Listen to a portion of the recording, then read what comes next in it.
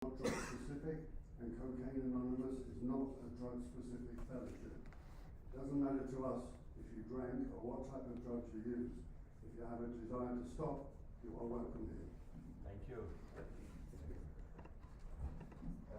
In this speaker meeting, we are delighted to have Remy from America? From America to share the experience of strength and hope with us this morning. To introduce the speaker, we have Ben from America to introduce her. Thank you. All right, hey, I'm Ben. I'm an addict. Well, when I got asked to come and introduce Remy, I was actually thinking about her, and I kept coming back to the same story over and over again. I met her right before and during getting sober, and in her first couple months getting sober, there was actually a point where she called me to get a copy of the big book from Alcoholics Anonymous, but was currently using. Shows up to where I was high, trying to act like she wasn't high to get a big book to be able to talk to another person in recovery about getting sober while high using the big book. But what I think is a really good example of how she has been since her early sobriety and even to this day is at no point has she ever been unwilling to help another addict or alcoholic even when she's not there herself. And most of what I wanted to be able to come up here and say, introducing her, is that she's one of the most courageous young women that I've gotten the pleasure of knowing in my sobriety. And I'm grateful that she came all the way out here across the pond to come and share her experience with us. And I think she did a great job.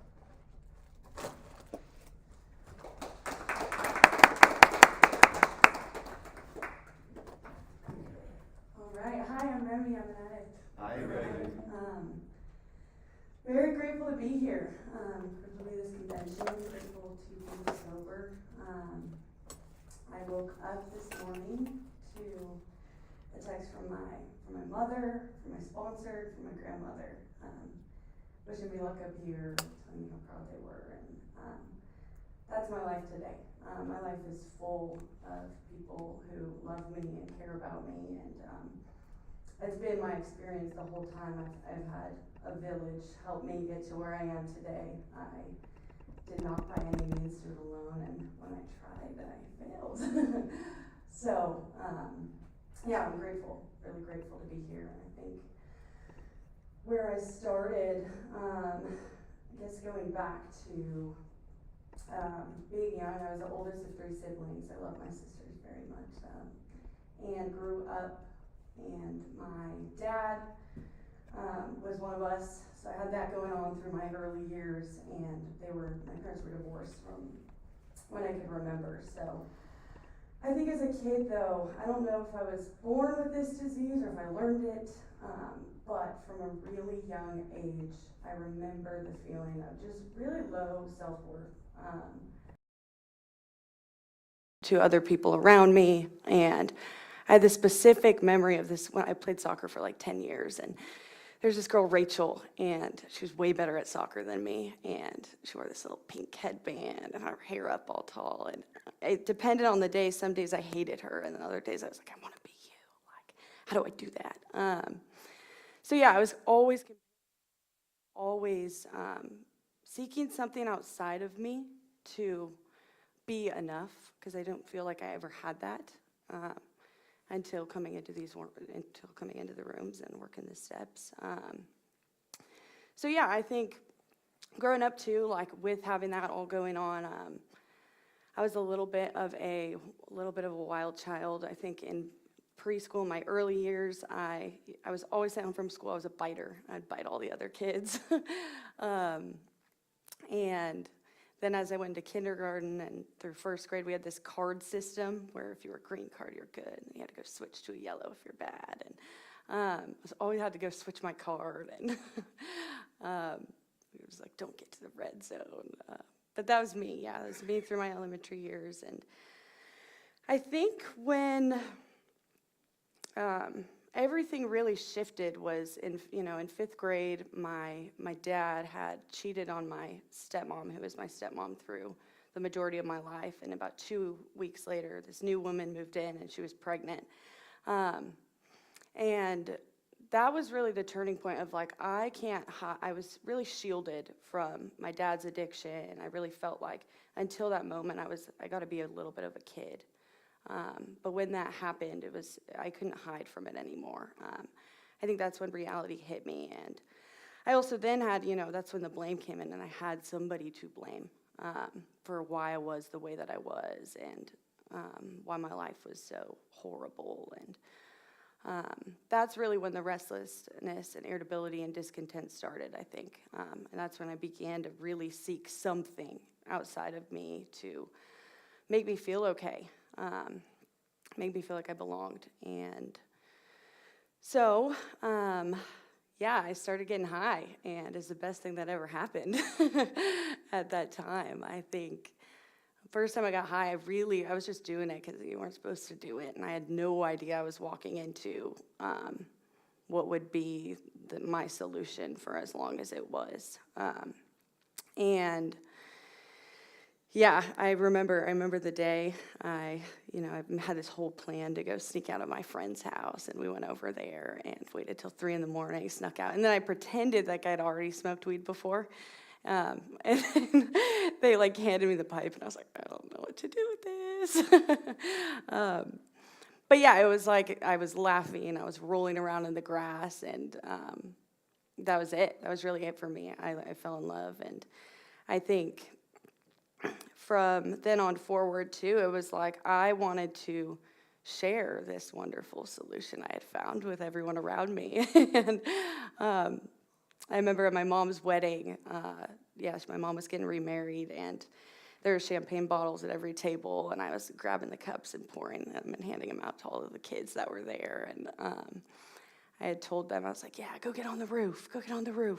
They all went and climbed on the roof, and then I stayed back and would go to every table, and I was just hiding under the tables drinking the rest of the champagne bottles that were left.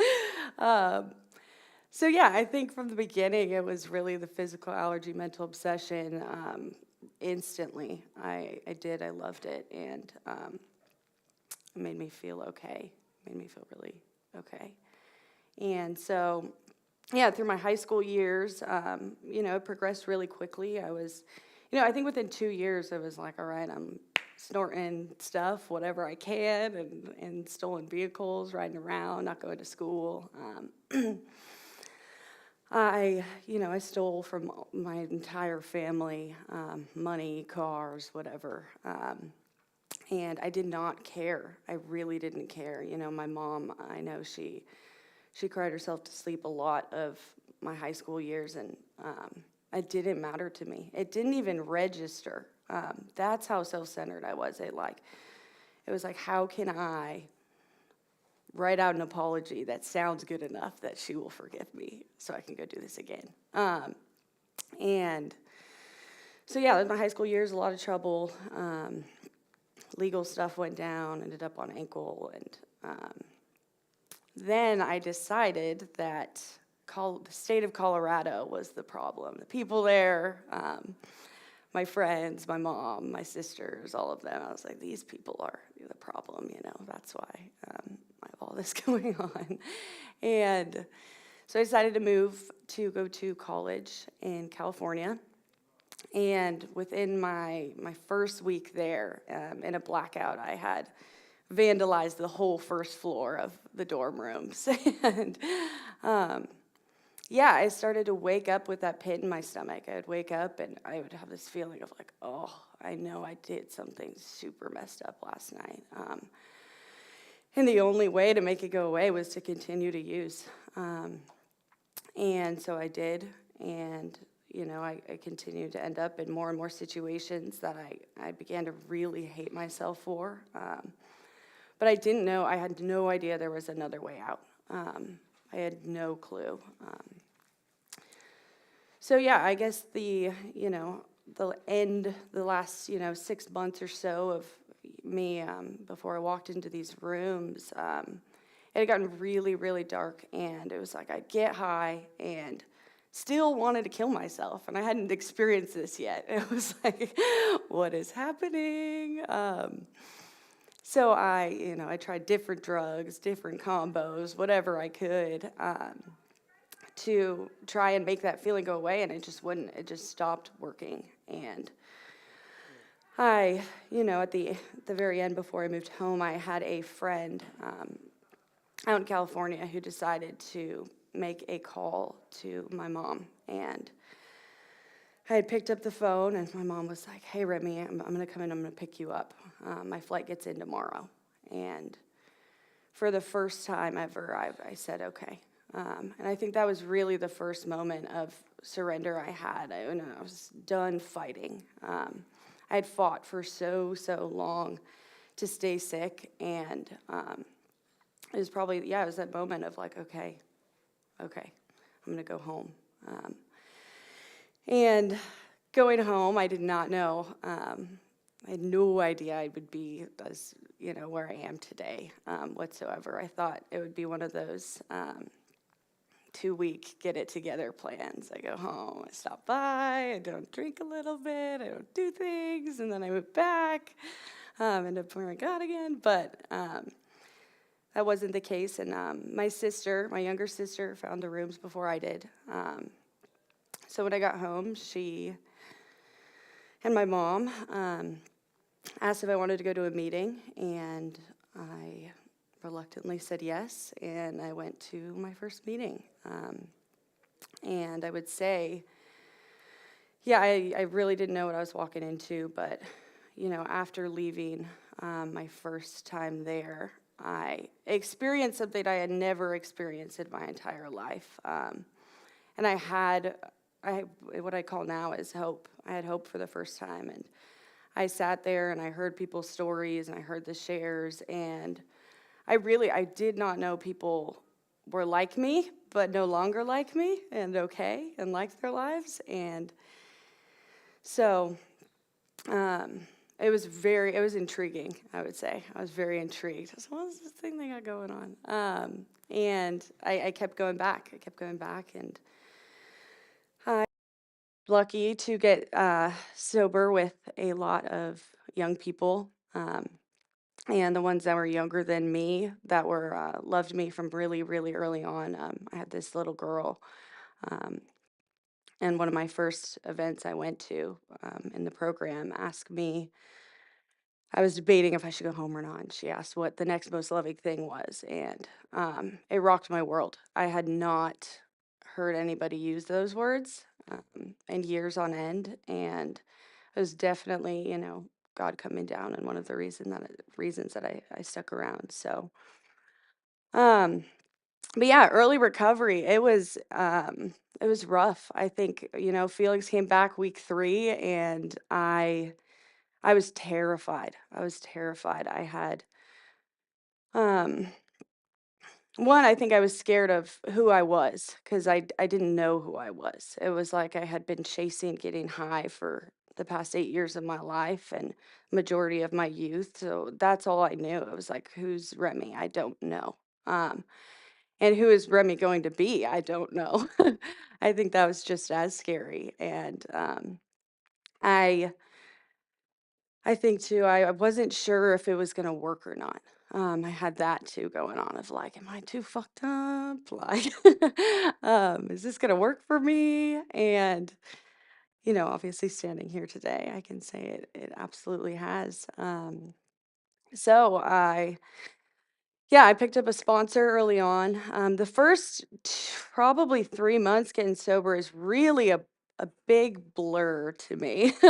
But what I do know is that I was surrounded by a lot of love. The fellowship saved me for sure, and I don't think there was a waking moment I wasn't with somebody in the fellowship. I was living at home again, and staying with my younger sister, and she'd go with me everywhere I went, and I'd go to meetings. I went through a 12-step outpatient program, and about 2 months into my recovery, I had to go back to California to go and pick up all of my stuff and get my car, and I had some friends from the fellowship go with me, and then I got back, and while I was out there, it brought up a lot of things, and I was like, gosh, I want to get fucked up again. And I got home and didn't say anything to anybody. I was like, no, I'm good. I'm gonna keep doing my thing, And then I ended up, there's a kid in one of my outpatient programs who we would always joke about getting high together.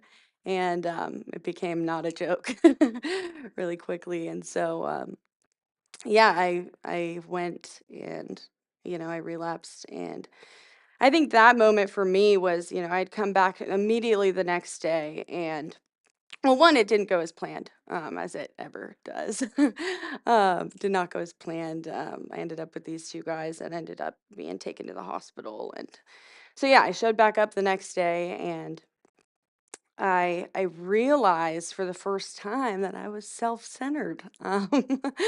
I I think too it was, I did have this thing in me where I'd worked so hard to not care for so long, but coming into these rooms, I really quickly, I think, could tap into I do care. And I cared about these people around me, and realized it was their recovery on the line as well as my own. And I think that was just a huge turning point, and my um me seeing the level of self-centeredness I had, and me seeing too, like, oh, this program actually takes rigorous honesty. This program takes me on a daily basis going through the things that go on in between my 2 years.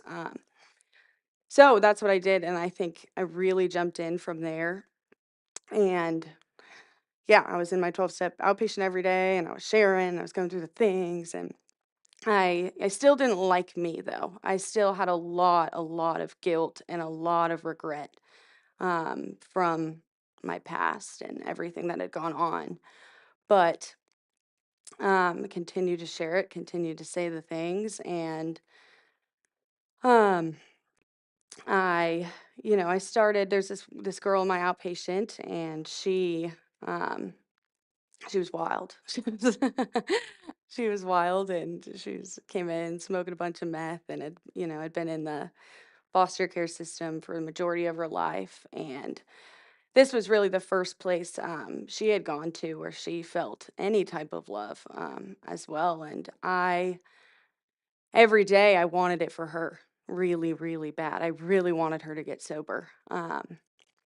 And so I started to go and pick her up, and she lived probably an hour and a half away from me. And I go and pick her up every morning for outpatient. And we go and drive, and we go to outpatient. We go to lunch together, and we had a specific sandwich order we both got. I still eat the sandwich that way to this day. um, and yeah, I think I really fell in love with service early on. And I think the word service is kind of an like, it doesn't sound, it doesn't do it justice. Because I think for me, service is really, really is love. Um, real deal love, for somebody else. And um, so yes, I fell in love with service, and I think through um, getting to give to other people, even when I didn't super know what to give other than, maybe a ride, or um, maybe picking up the phone and saying, yeah, you should call your sponsor. I, yeah, I loved it. And through that too, I think I got to want this for me more and more and more. And so at the end, yeah, I ended up getting out of outpatient. I think my last week of outpatient, I really sat down with my family, and got to own some things with them. And I think my mom had said, well, we went to dinner afterwards, and my mom had said, it feels like I have my daughter back. And that, that was a miracle, I think. And yeah, my relationships with my family, I think, is huge for me. I went from throwing shoes to at my sister's, and going in and getting there, like, trying the different safe note. My sister had a safe to keep me out of her money, and I'd still go and figure out how to get into it. But now she's one of my best friends today, and I love her dearly. So But yeah, so I got to do own things with my family. I got out of my outpatient program. My last week in there, before I went back to my family, I started to really see God working in my life in these mysterious ways. And I think early on, how I saw God was through you guys.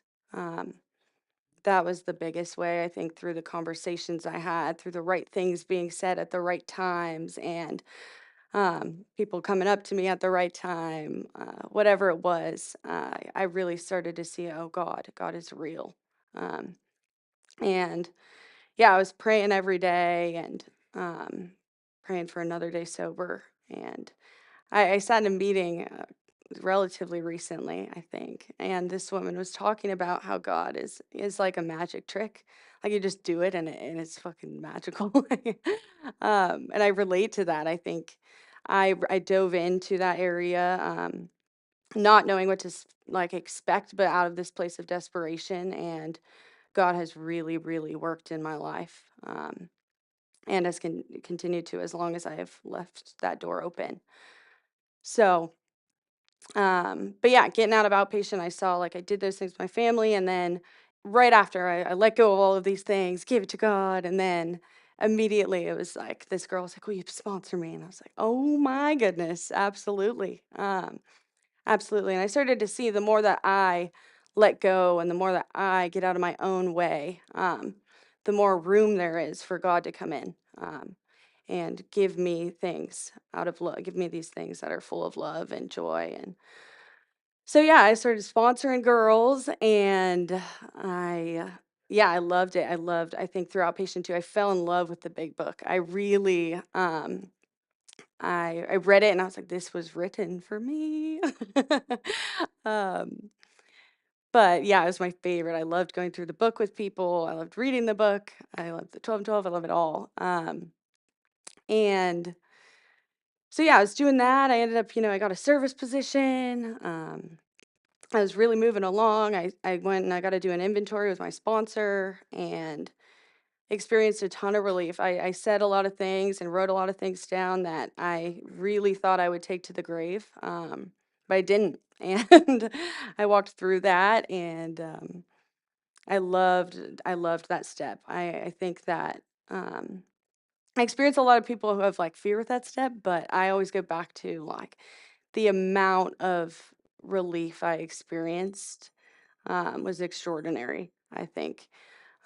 Just getting to share that too, just getting to share that with somebody else. And yeah, I love the pain shared is divided and love shared is multiplied, because that has been my experience through it all. So yeah, I got through an inventory, being a service, doing the deal, picking people up, sponsoring girls. And yeah, I remember I had this moment of like driving home from my last day of outpatient, like the sun was setting or rising. Well, I think it was setting. The sun was setting. And I realized how okay I was. And I think a lot of my experiences with God have been when like things move from my head to my heart, and I know in my heart something.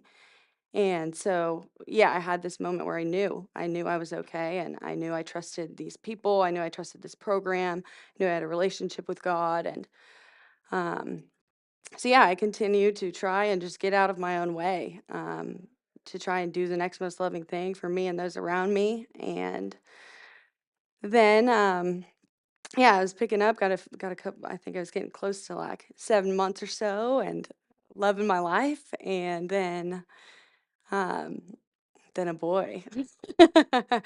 And I, yeah, I ended up getting into a relationship, and it was going to be the best thing ever.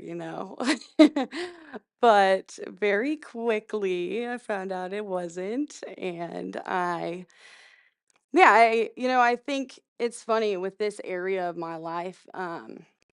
The obsession is huge. Like it was gnarly. And I had no idea what I was walking into. It was like when I was using, and I kept people so far away. I had no idea, like in recovery, the vulnerability and the love that goes into, that area, the romantic area. And so, um, you know, and I think really quickly I started to not trust the people around me in that area. It was, you know, everywhere else. I was like, okay, you know, I'll try. I'll do this thing. I'll pray. I'll try this. I'll try that. I'll meditate. I'll anything people gave me. But when it came to that area, it was mine. This was mine, and it was for me. And so I think, you know, I spent about 2, 3 months or so in that relationship, and you know, we had broken up, and a week later I was drunk. And I would say, one, that week was a lot of me doing absolutely nothing I had learned the 9 months prior.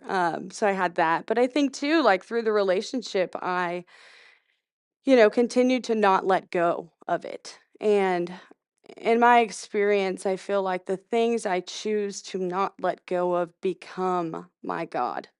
Um, they become the thing that is running my life, running my decisions. And so I, yeah, I'd gotten drunk again, didn't go as planned. I was, you know, with people in recovery, trying to pretend I wasn't drunk, but continuously drinking. And before I knew it, I'm on my phone. I'm like trying to buy a plane ticket back to California. And I got home that night and I was ripping things off my walls. And then my friends who were there, I walked out to the patio and I just broke down crying. And I was like, what have I done? What have I done? So, next day, meeting.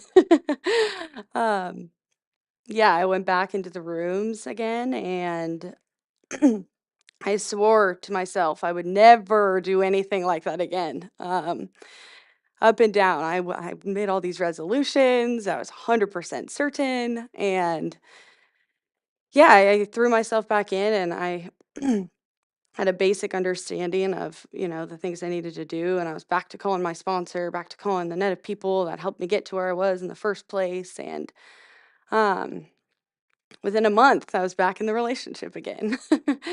I, yeah, I had so much insanity in this, you know, in this area of my life. So much insanity. And it was just, yeah, just a lot of self-deception. And again, the honesty factor of like, I struggle to be honest and I struggle to be honest with myself. And that is why I need the fellowship. And that's why I need these people. And I need real connection. And I have to trust. I think I really have to trust you guys and I have to trust God. That there's something better than my will. And my experience proves that. And it has again and again and again. So, but yeah, strictly out of ego, I stayed sober. I was working the steps. But I think what became super real for me was I go back to like the importance of, you know, the third step and my willingness to give my will and my life over to the care of God. And never does it say 99% of your will in life or 50% of your will in life. It is my entire will in life. And I didn't do that. And so no matter how many people I sponsored, no matter how many meetings I went to, no matter what action I put into my recovery, while I was in this relationship, I would go to sleep every night with this pit deep in my stomach because I knew that I wasn't doing what God wanted me to do. And um, ended up staying sober for about like a year and almost a year and a half or so. And by the end of it, though, it was it was a disaster. Yeah, I ended up feeling the same way I felt when I first came in. Without the drugs and the alcohol there, it was like I felt just as bad. And I hated myself just as much. And I would drive around at night. We had they do these trees with Christmas lights on them for a majority of the year. And I would drive around and look for trees with these Christmas lights so I could sit under them and cry because I thought it was better than no Christmas light crying, I guess. Um, but I was ridiculous, and I was trying and trying to break up with this dude, and then literally like 2 hours later, it's like, no, come back, please. um, and it was miserable. It was really miserable, and I, at some point, just snapped, and I went out and I faked a back injury, and I went to the doctor. I was like, my back is injured.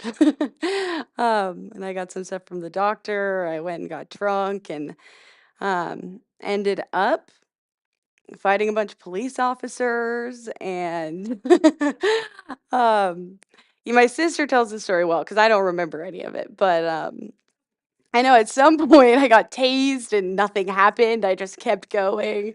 The only memory I have from that night is I climbed up a washing machine, and they had gotten my hands, and it took them like 20 minutes to get me. But I had climbed up the washing machine, flipped over the cop, and like gotten out. That's the only little visual I have. um, and then I woke up and I'm in the psych ward, and it's like, how the fuck did I get here?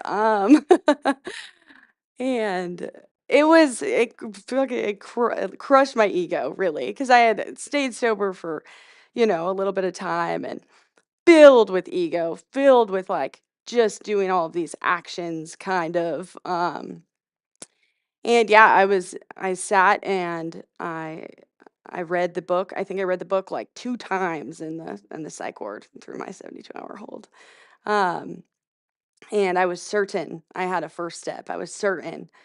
Um, and I think that's really when the powerlessness and all of that, it clicked. It was one of those head to heart moments of like, oh, I can't use drugs and alcohol. Like, and I had years prior showing me that, but it took until this moment where I was like, ah, I see.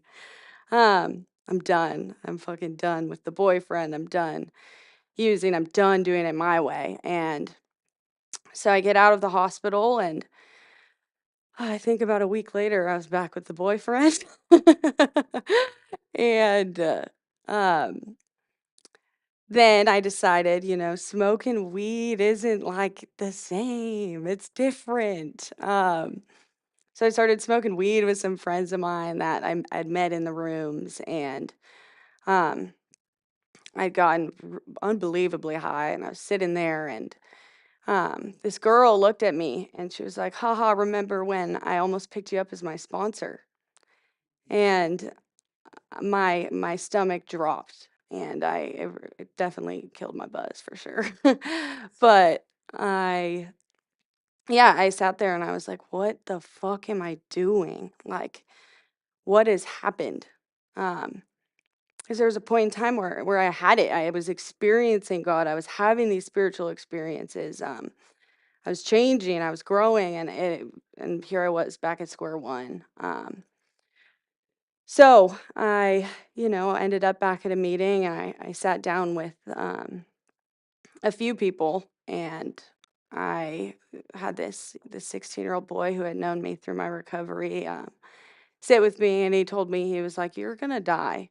Um, you're not gonna make, like, you don't like smoking weed, dude. Like, this isn't your thing, and if you keep doing this, you know where it'll take you." And um, yeah, I don't fully know what happened other than God. Um, God intervened on that day and got through to me. And I asked for the first time in a long time, what do I do? What do I do here?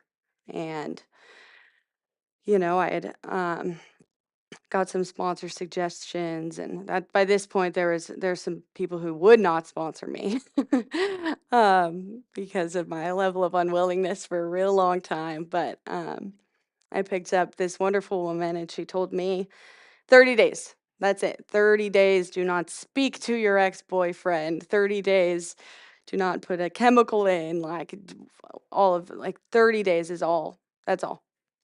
And that was more realistic to me. I could kind of fathom 30 days of without talking to this dude, and without my will in there. And then she was like, call me every day and, I'll tell you what to do on a daily basis. And I said, okay. And so, I surrendered. And, these past I got sober May 3rd, 2022.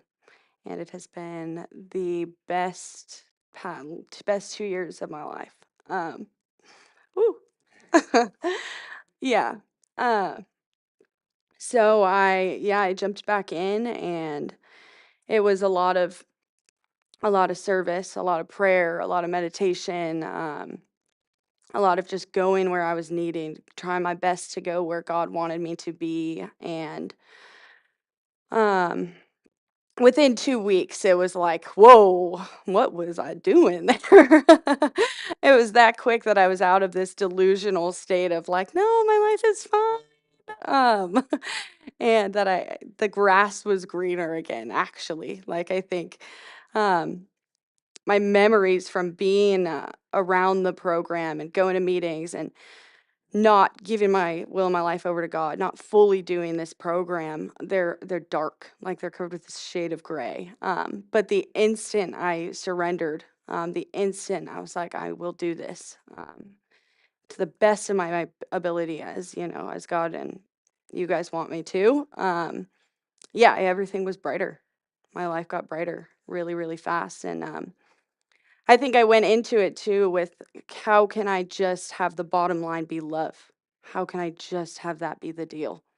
And tried every day to just live out of love.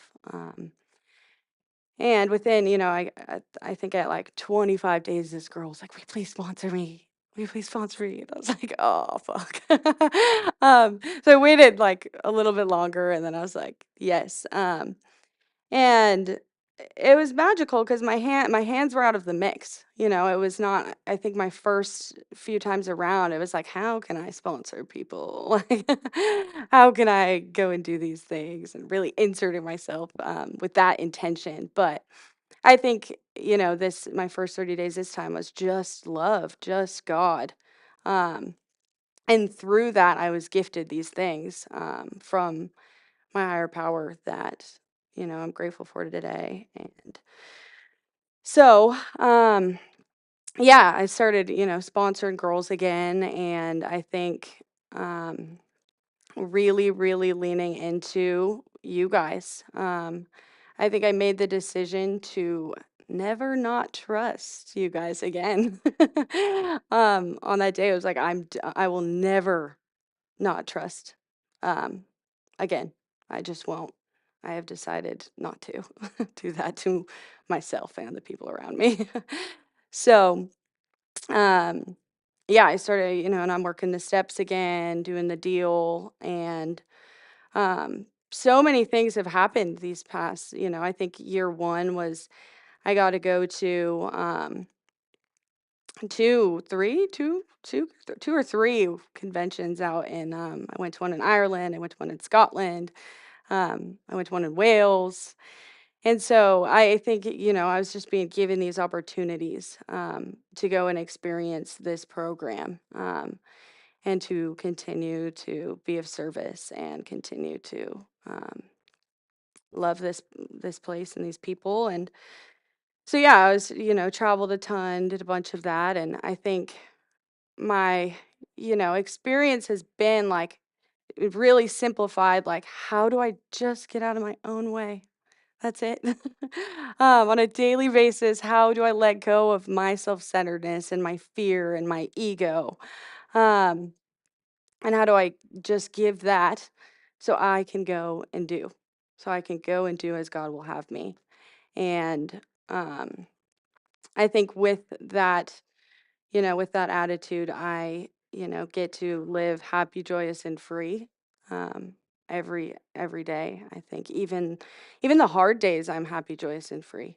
Even when I have things going on, I know I have a solution, um, and that's powerful. I think I really know in my heart there is a solution to this.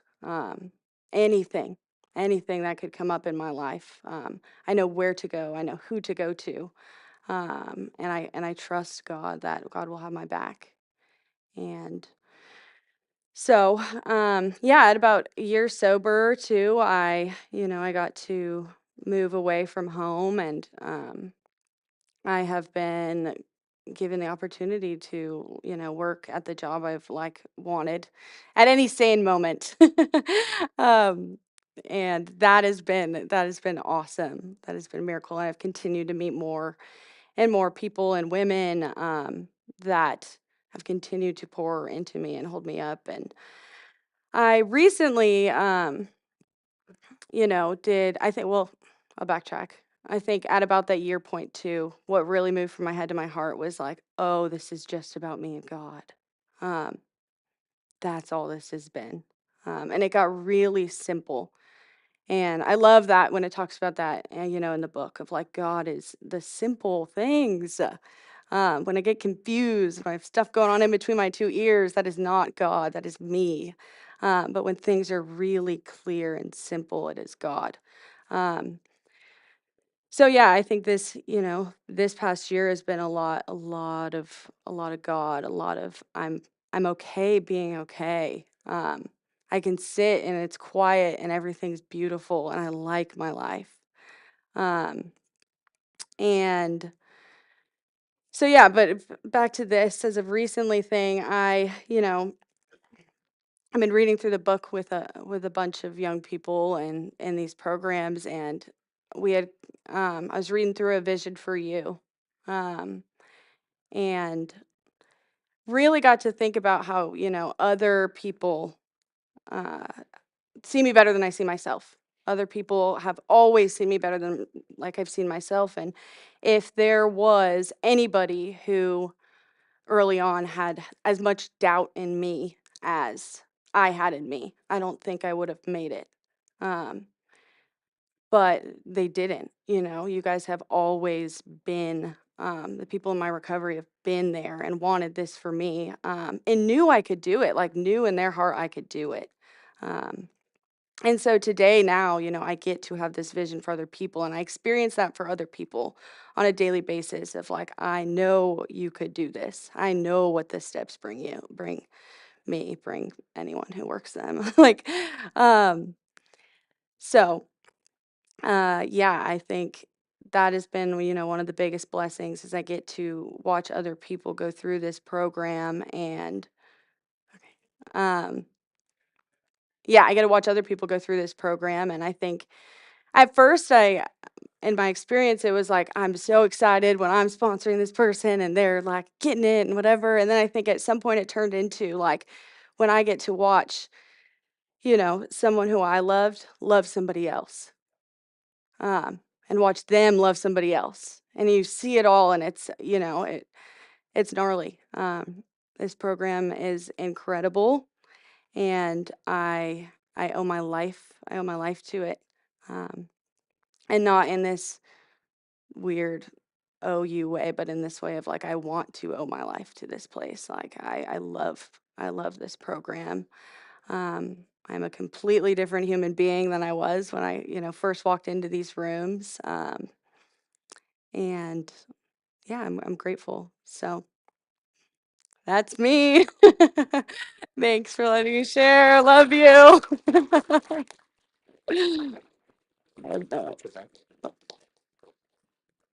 Thank you. Thanks.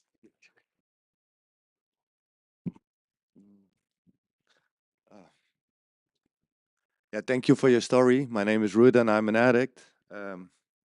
Our time is up. If you have any questions that went unanswered or you feel the need to share, please introduce yourself to someone after the meeting and exchange phone numbers.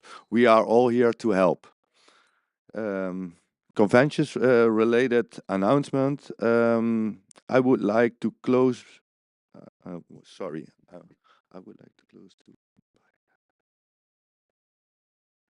Yeah, I would like to close by having Ben from America to read A Vision for You. Hey, I'm Ben, I'm an addict. Hi, Ben. Vision for you. Our book is meant to be suggestive only. We realize we know everything. God will constantly disclose more to you and to us. Ask him in your morning meditation that you can do each day for the man who is still sick. The answers will come. Your own house is in order. But obviously, you cannot transmit something you have to. See to it that your relationship with him is right, and great events will come to pass to you with countless others. This is the great factor. Abandon yourself to God as you understand God. Admit your faults to him and your fellow. Clear away the wreckage of your past. Give freely of what you find and join him. We should be with you in the fellowship of the Spirit, and you surely will meet some of us as you trudge the road of happy destiny. May God bless you and keep you until then. Thank you. Thank you. Shall we do the serenity prayer in a circle? Yeah.